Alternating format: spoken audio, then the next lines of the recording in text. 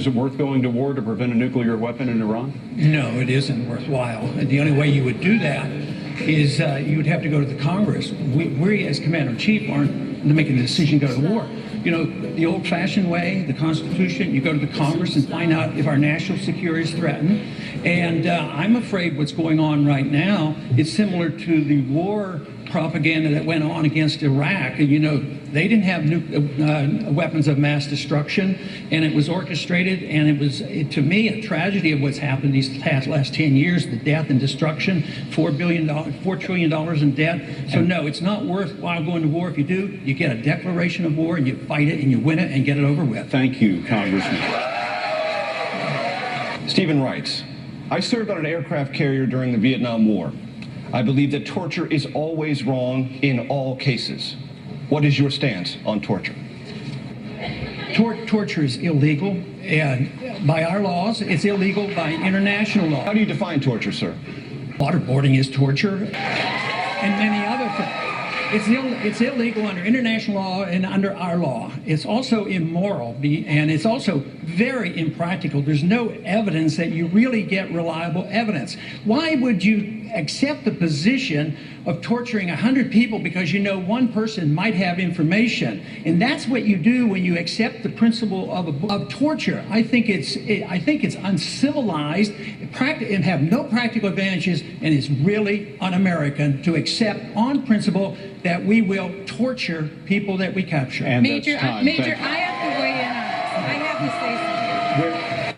Congressman Paul, covert operations in Syria, a green light for you? I think it would be a mistake. I think the Syrians ought to deal with their country. I think But what about the 3,500 dead? Well, there's been a lot of people killed throughout the world in the last century. You know, the Soviets and the Chinese killed hundreds of millions, but we didn't feel compelled morally to try to stop it. No, it's a tragedy. And it would be nice if they would accept different views. But for us to get into covert operations, then you have troops involved. Thank you, Congressman. And it's very costly. Thank you, not Congressman. a good idea. Within days of taking office, President Obama, by executive order, stopped the CIA from using classified enhanced interrogation techniques that are not waterboarding. There's a presumption that every person at Gitmo under the Obama administration should go into civilian court, not military commission. And the Obama administration recently said that any future captures in the war on terror would not go to Gitmo. Would you continue these policies? If you would change them, why? This is a mess. It's a mess because we have a bad foreign policy. We're pretending we're at war. We haven't declared the war, but we're at war against a tactic, and therefore there's no limits to it. So we create these monstrosities, and we do things outside the law. We come up with assassinations, allowing the president to decide who's going to be assassinated. And lo and behold, 3 Americans now have been on the list. They've been assassinated, but they don't talk about the second one because the second one happened to be a 16-year-old son of a Lockheed. So what are we doing here to accept this idea that our president is in this lawlessness to pursue, and that we someday will be subject to those same courts?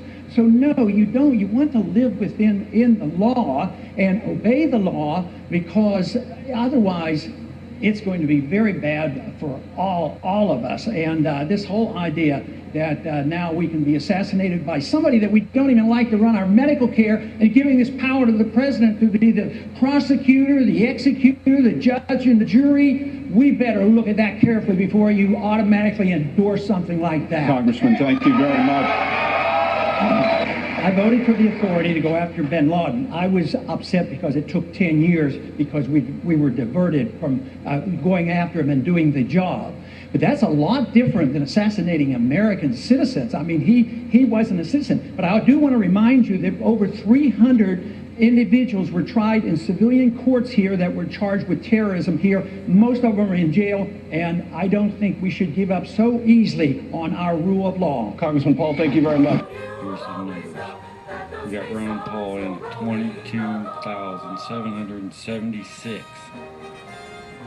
It's a landslide once again, 8 minutes later. Didn't really have a lot of support last time. Newt Gingrich was pushed up. Herman Cain, who's a total shill for the New World Order and the Federal Bank and the Federal Reserve Bank, the World Bank, Rick Perry, another crook from Texas, and Michelle Bachmann. Don't need to say much about her. She's already stuck her foot in her mouth. All of these people are losing tremendously to Ron Paul, and they got a lot more airtime. Ron Paul here in the debate showing 22,776. Now look what happens. What you're going to see now. Ron Paul is now another 5,000 ahead. Rick Santorum is gaining very little ground, falling behind. Huntsman is getting very little bit. Newt Gingrich, Mitt Romney, Perry with 18,000. They're pushing him real hard. And again, Michelle Bachmann barely hanging on at all. And there's Herman Cain, now surrounded by sex scandals. We don't know if those scandals are true or false, but he was on the Kansas Federal Reserve. He's a total insider with the New World Order. He's the one who wants to keep wars going, even though a lot of black soldiers will die in those wars. Ron Paul, way over here on the right, not to mean politically right, he's just politically correct. Ron Paul, 27,278. Then they pull the poll because they don't want people to see Ron Paul's winning. This is CBS News, what I call the snooze news. They want you to snooze and not think. Later, CBS pulled down the poll because Ron Paul was.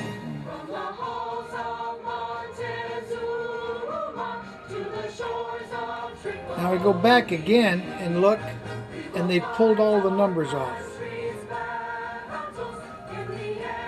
You can't open any of it up. They've closed it. They don't want people to know. This is New World Order control. CBS News is just a shill news reporting mouthpiece for the New World Order. This is what they did in 2007. They tried to ditch Ron Paul and not let people know he's the candidate people really want.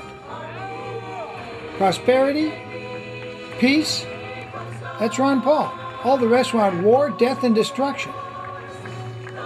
All the others, bar none, on the Democrat or Republican, will take us to death and destruction of America. And our children, our grandchildren, will suffer if Ron Paul is not elected. It's just unbelievable. Not all this, Ron Paul got to speak for about 88 seconds. 88 seconds. He was given the least amount of time of all the candidates, and yet he still pulled way ahead. And then they pulled the poll. Now, an insider at CBS tells me Ron Paul, at the last count, was way over 40,000 and climbing rapidly, while Bachmann, Santorum, and even Perry from Texas were falling behind and just not keeping up. So they pulled the poll. They pulled the poll. They pulled their own poll off the internet. They don't want people to know Ron Paul is really the people's candidate. What a media we have. Or should I call it a propaganda organization for the New World Order. Well, that's my view. I'm William Wagner. My vote doesn't count much. My voice doesn't carry very far. But you people better make sure you know what you're doing when you go to the primaries. Make sure they don't use vote scanning machines that scan your votes. You need paper ballots, or they will re-rig it just like they did in the past, and they'll make whoever they want to win the winner. Because the Diebold or Sequoia type vote scanning machines are total junk. It allows them to steal your vote and give it to who they want to. Pay attention, people. This may be the last time we have a real candidate for president who stands with the people and not with the corporations for war, death, and destruction. This is what the media said. A CBS News poll released just before the debate showed that Cain was leading the pack with 18%. Mitt Romney and Newt Gingrich were tied for second with 15%. What did she just say? Slip sliding away, slip sliding